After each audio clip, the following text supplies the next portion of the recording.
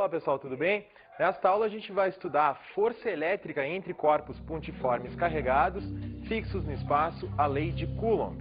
Cargas elétricas fixas no espaço são um objeto de estudo da eletrostática. A eletrostática é a parte da física que estuda o comportamento de cargas elétricas estáticas, fixas no espaço. Cargas elétricas pontiformes são corpos carregados eletricamente que possuem dimensões que são desprezíveis frente às outras dimensões apresentadas no problema. Por exemplo, dois corpos carregados pontiformes interagindo um com o outro, o fato deles serem pontiformes significa que eles apresentam tamanhos que são desprezíveis frente à distância que os separa. Outra coisa também importante dentro aí da lei de Coulomb é a gente saber calcular quantidade de carga elétrica desses corpos pontiformes. Então, o que a gente vai ver agora é uma forma que a gente tem, então, de calcular a quantidade de carga adquirida por um corpo em algum processo de eletrização em virtude do número de elétrons que esse corpo perdeu ou ganhou nesse processo de eletrização. Então, aqui o que nós temos é uma fórmula que diz o seguinte: esse Q igual a mais ou menos N vezes E, o Q representa a quantidade de carga adquirida pelo corpo no processo de eletrização. O N, ele significa o número de elétrons que o corpo perdeu ou recebeu nesse processo, e o E é a carga elétrica fundamental, é a quantidade de carga elétrica fundamental, ou seja, a menor quantidade de carga possível que se pode encontrar na natureza. Essa é a carga elétrica do elétron ou do próton. Aquele mais ou menos NE que aparece na frente da fórmula se refere ao fato de o corpo ter ganhado ou perdido elétrons.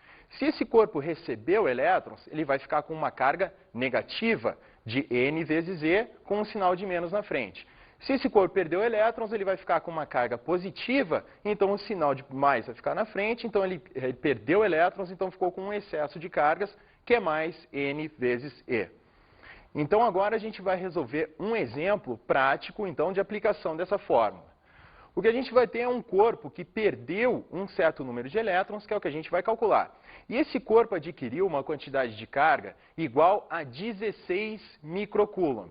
Então, o que a gente vai fazer agora é ver quantos elétrons esse corpo recebeu nesse processo de eletrização para ficar com esse excesso de cargas N vezes E. O que a gente tem agora é o seguinte: a carga elétrica, né, do elétron, o valor dela é 1,6 vezes 10 na menos 19 coulomb. Isso é um valor muito pequeno. 10 na menos 19 significa 0,18 zeros mais 1,6. Então, isso expressa o fato de que a quantidade de carga de um elétron ou de um próton é uma coisa muito pequena. Agora, a gente quer calcular o número de elétrons que um determinado corpo recebeu num processo de eletrização ao adquirir uma quantidade de carga de 16 microcoulombs, ou seja, 16 vezes 10 na menos 6 coulombs. Então, a quantidade de carga desse corpo, o Q igual a N vezes E da fórmula, no lugar do Q, a gente coloca o 16 vezes 10 na menos 6 coulombs. Isso vai ser igual a N, que é o número de elétrons que nós queremos calcular, multiplicado pela carga de cada um dos elétrons, 1,6 vezes 10 na menos 19. Então, se nós temos a carga total adquirida pelo corpo no processo, nós sabemos qual é a carga de cada um dos elétrons, fica muito fácil a gente saber, então, qual foi a quantidade de elétrons que foi perdido ou recebido nesse processo. Como ele ficou eletrizado negativamente, ele recebeu um número N de elétrons, que vai ser igual, então, a 10 na 14 elétrons, resolvendo aquela fórmula. Então, resumindo o que nós fizemos, nós igualamos a quantidade de carga adquirida pelo objeto, 16 microcoulombs, ao número de elétrons vezes a carga de cada um dos elétrons. Que a gente sabe que cada elétron tem uma carga de 1,6 vezes 10 na menos 19 coulombs, né? Então, nós igualamos os 16 microcoulombs, 16 vezes 10 na menos 6, ao N vezes E, isolamos o N, então obtivemos a quantidade de elétrons adquiridas por aquele objeto nesse processo, que foi igual a 10 na 14 elétrons. Isso é uma quantidade de elétrons muito grande, visto que se você tiver um número, por exemplo, 10 na 6, é igual a 1 milhão. Então, aqui nós temos vários elétrons sendo adquiridos por esse objeto nesse processo de eletrização. E nós sabemos que corpos carregados com cargas de sinais contrários se atraem e corpos carregados com cargas de sinais iguais se repelem. Então, é disso que trata a lei de Coulomb. A lei de Coulomb trata especificamente do cálculo da força de atração ou repulsão entre corpos pontiformes carregados eletricamente. Então, para a gente determinar a força de atração ou repulsão entre dois corpos carregados, a gente vai precisar determinar três coisas, que são a direção, o sentido e o módulo dessa força. Como a gente está tratando de força, isso é uma grandeza vetorial, para a gente expressar, caracterizar bem uma grandeza vetorial, é necessário descrever essas três propriedades, a direção, o sentido e o módulo. A direção da força que atua entre dois corpos carregados, como a gente pode ver aqui, a direção ela é dada pela reta que une esses dois corpos pontiformes. Sempre que você tiver dois pontos no espaço, através desses pontos só pode passar uma reta, né? Então nós temos esses dois corpos pontiformes, Q1 e Q2, que são corpos muito pequenos, eles têm tamanhos desprezíveis frente àquela distância que os separa. Então se você passar uma reta através desses dois corpos, você vai ter a direção da força elétrica que está atuando entre esses dois, força de atração ou de repulsão. Para definir o sentido, a gente precisa saber quais são os sinais das cargas envolvidas nesse processo. Vamos dar uma olhada? Quando a gente tem cargas com sinais iguais, a gente sabe que essa força eletrostática ela é de repulsão. Então, o que nós temos no desenho de cima são duas cargas positivas interagindo em um certo local do espaço. Portanto, as forças que atuam em cima delas são forças de repulsão que apontam para fora, né? Se a gente for olhar para dentro e para fora com relação às cargas ali, então são forças que repelem essas cargas. A mesma coisa acontecendo entre cargas pontiformes carregadas negativas. Então a gente está vendo que a direção da força, essas setas que representam a força, esses vetores, eles estão colocados na direção da reta que une essas duas cargas e os sentidos são dados pelos valores, pelos sinais das cargas. Se as cargas tiverem sinais iguais, força de repulsão, tanto para cargas positivas quanto para cargas negativas. E o que acontece quando nós temos corpos carregados com sinais opostos? Acontece uma atração entre eles. Então, a direção da força vai ser definida pela direção da reta que une as duas cargas e o sentido da força será dado pelo sentido da atração. Um corpo atraindo o outro mutuamente. Os dois corpos se atraem mutuamente, dando o sentido da força, então. Então, agora que nós já definimos qual é a direção, qual é o sentido do vetor força elétrica que atua entre dois corpos carregados, a gente precisa definir agora, então, o módulo dessa força, ou seja, a sua intensidade. E é disso que trata especificamente a lei de Coulomb. A lei de Coulomb ela fala da intensidade, do módulo desse vetor força. Nesse exemplo que nós temos aqui na figura, nós temos dois corpos carregados pontiformes, Q1 e Q2, separados por uma distância d no espaço. Essa distância ela sempre é medida na direção da reta que une as duas cargas. Então, nesse nosso exemplo, nós temos dois corpos com cargas de sinais iguais, pode ser positivas ou negativas, porque a força que está representada aqui é uma força de repulsão, né?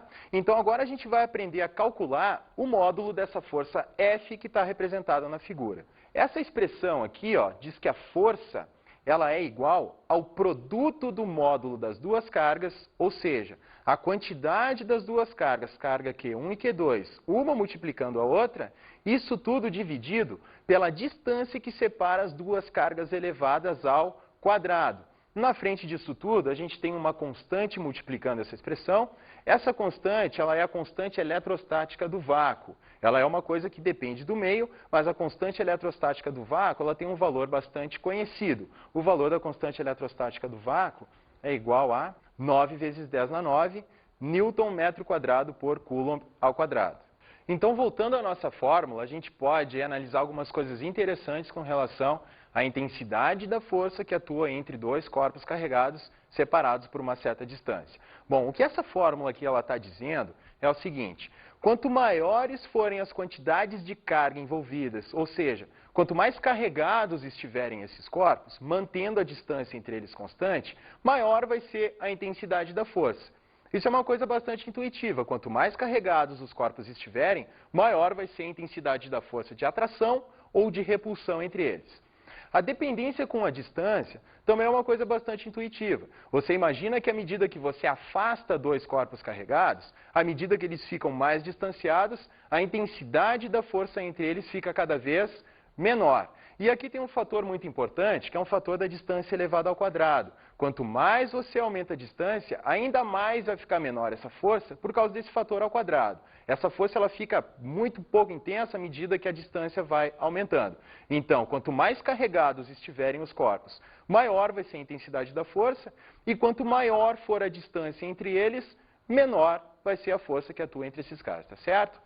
Então agora o que a gente vai ver é uma enquete aí na rua a respeito de Coulomb. Se as pessoas já ouviram falar a respeito de Coulomb, então vamos dar uma olhada.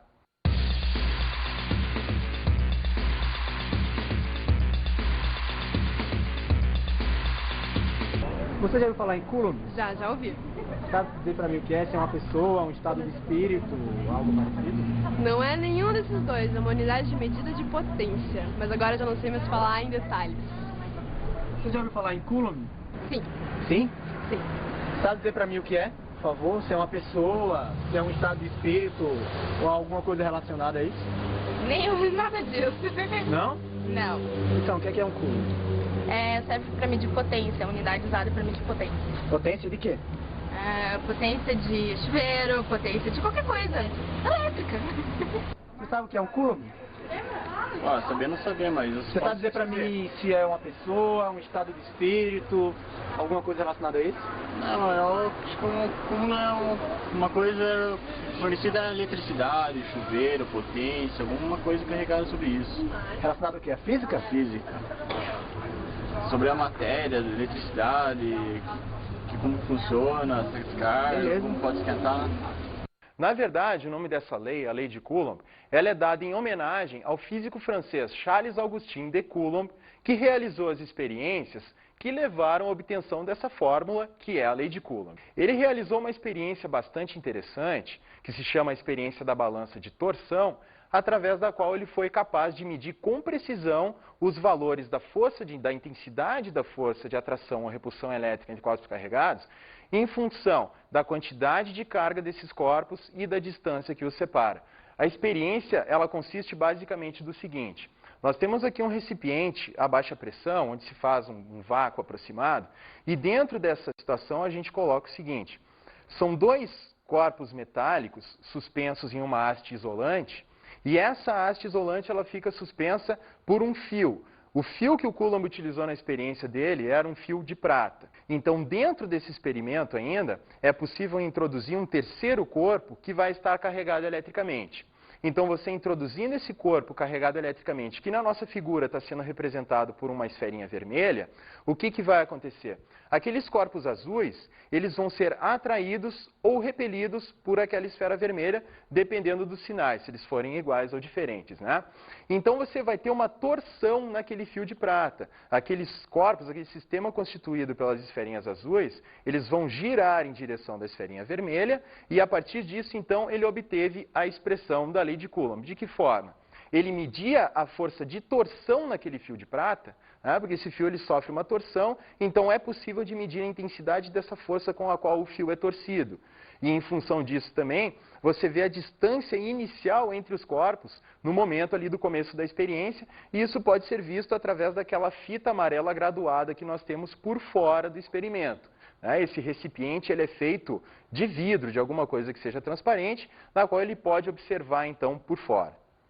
Então, o que o Coulomb observou na sua experiência é que à medida que ele aumentava a quantidade de carga daqueles corpos envolvidos, maior era a força de torção no fio, portanto, maior a força de interação eletrostática.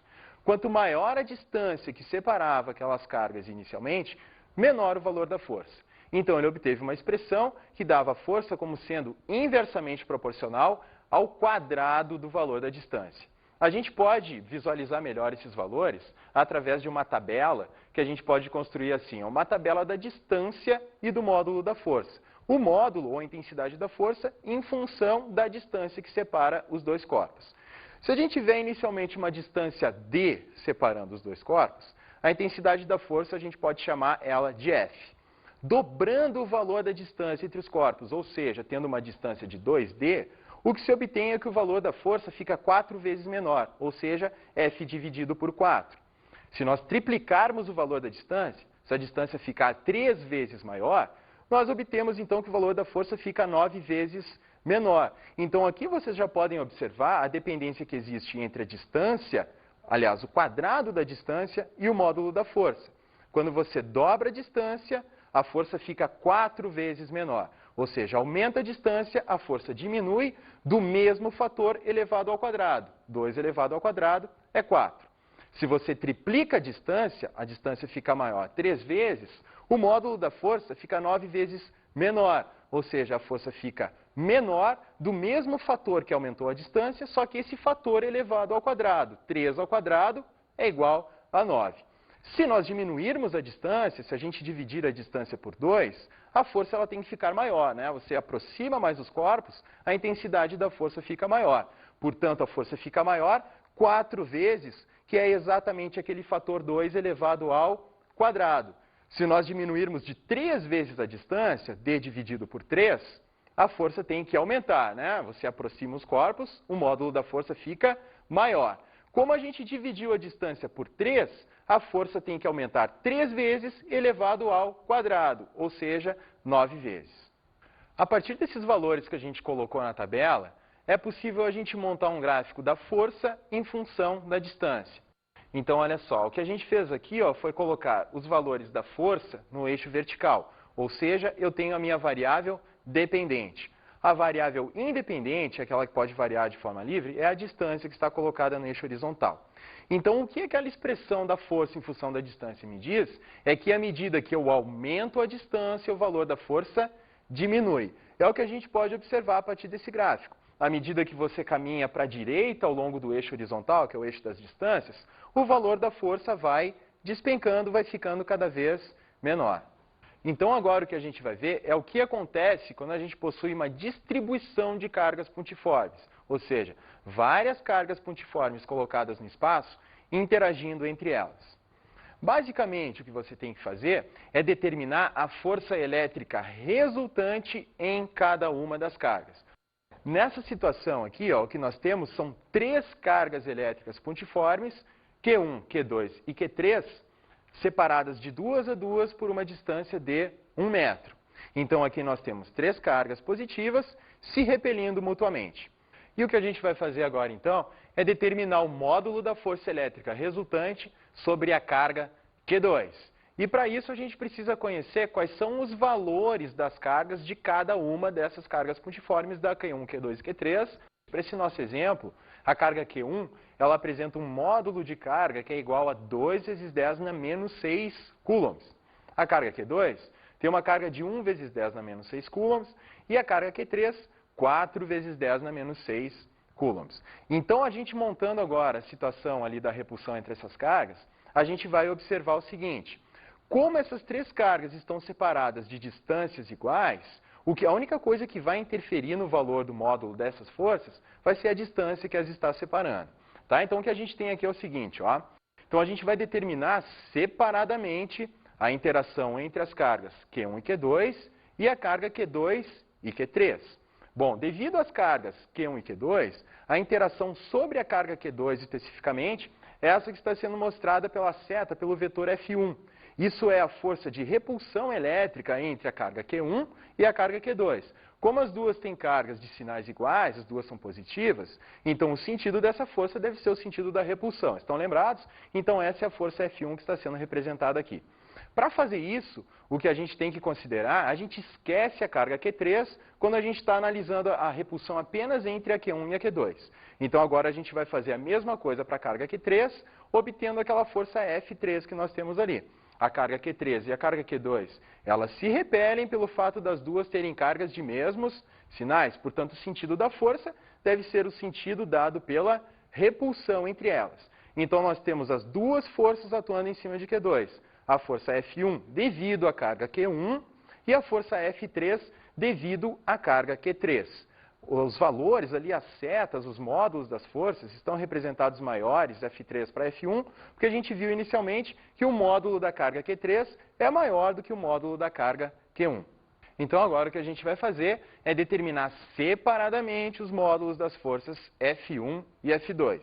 O módulo da força F1 pode ser dado pela lei de Coulomb. O módulo da força F1 vai ser aquela constante eletrostática do vácuo, lembra? O 9 vezes 10 na 9, multiplicado pelo valor das duas cargas, a carga Q1, que é 2 vezes 10 na menos 6, multiplicado pela carga Q2, que é 1 vezes 10 na menos 6, isso tudo dividido pela distância que separa as duas cargas elevado ao quadrado. Essa distância é igual a 1 metro. Então, resolvendo essa conta, a gente vai obter, então, o valor do módulo da força de repulsão elétrica entre as cargas Q1 e Q2. O módulo dessa força deu 18 vezes 10 na menos 3, que é igual a 1,8 vezes 10 na menos 2 Newton. Newton é a unidade de medida no Sistema Internacional para a força, né?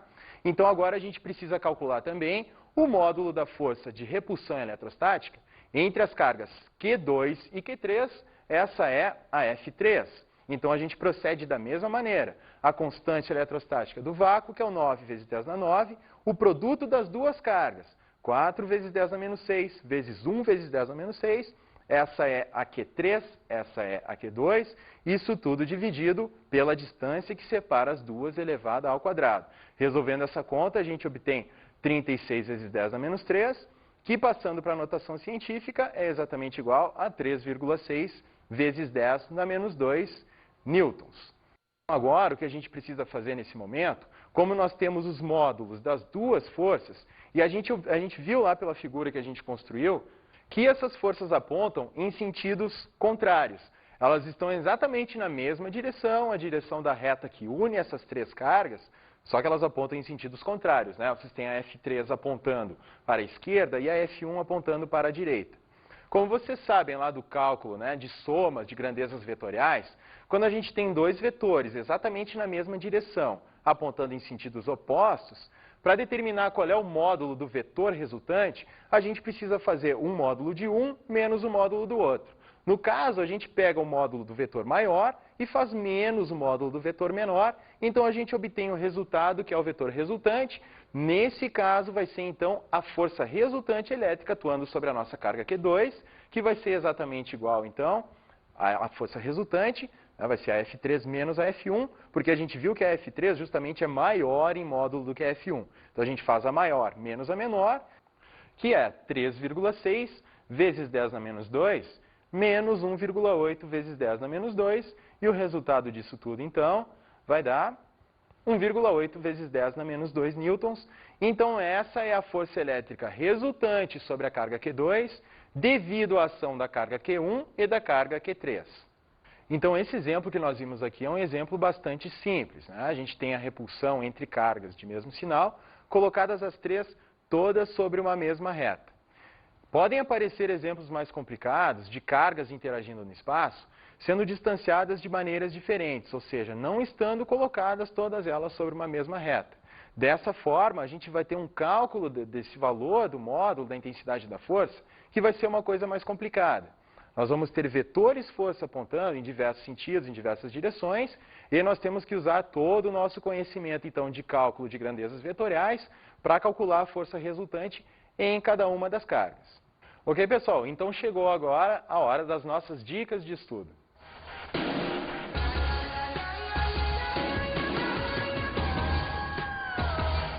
Pessoal, com relação então à lei de Coulomb, é importante vocês prestarem atenção na dependência que existe do produto do módulo das cargas envolvidas e da distância que as separa. Sempre que em um exercício aparecer quantidades de cargas que aumentam, a intensidade da força deve aumentar. Se vocês aumentarem a distância que separa essas cargas, o módulo da força diminui, sempre com aquele fator elevado ao quadrado, tem que prestar atenção. Então, para fixar bem esses conceitos, principalmente o do quadrado da distância, é importante a resolução de exercícios. É pegar exercícios que tratem dessa dependência e fazer algumas contas que dessa forma o conceito vai ficar bem fixado. Outra coisa importante é com relação à distribuição de cargas. Esse processo de calcular a força resultante em uma determinada carga é uma coisa que precisa da fixação daquela matéria lá de somas e subtrações de vetores. Vocês vão ter a álgebra vetorial envolvida nesse processo. Então, também é importante realizar bastantes exercícios onde apresentem várias cargas com distribuições diferentes, determinar a força resultante em cima de cada uma delas, sempre isolando uma carga e esquecendo das outras, desenhando os vetorzinhos forças isoladamente e realizando os procedimentos de soma vetorial. Bom, acho que a princípio era isso então. Até mais, até a próxima aula.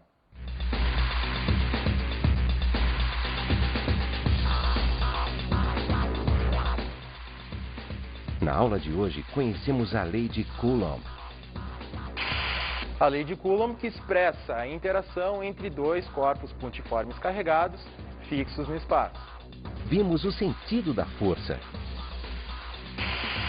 A direção do vetor força elétrica que atua entre dois corpos pontiformes carregados é dada pela direção da reta que une esses dois corpos.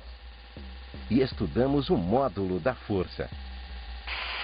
O módulo da força da interação eletrostática entre dois corpos carregados, dado pela lei de Coulomb, que diz que essa intensidade da força é proporcional ao produto dos módulos das cargas e inversamente proporcional à distância que as separa elevada ao quadrado. Bons estudos!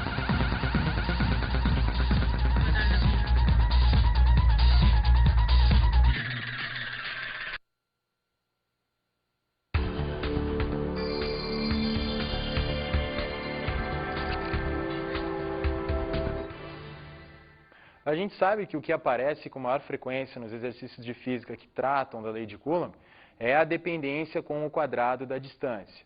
Então é muito importante a gente trabalhar bastante com isso, aquela história de que aumentando a distância, o que vai acontecer com a força é que ela diminui, sempre com o mesmo fator do aumento da distância elevado ao quadrado. Isso é o que aparece com maior frequência aí nos exercícios. Então é importante trabalhar bastante essa questão com os alunos, para que fique bem clara essa questão da dependência com a distância e também com o módulo do produto das cargas, né? Aumentando o produto dessas cargas, a intensidade da força vai ficar maior. Outra coisa que também é bastante complicada, que os alunos têm dificuldade, é com relação ao cálculo da força resultante, né? que trata da soma de vetores, que é uma coisa bastante complicada. Então, realizar esse tipo de exercício seria bastante interessante, até para os alunos visualizarem como é que está acontecendo, então, essa interação entre os corpos aí.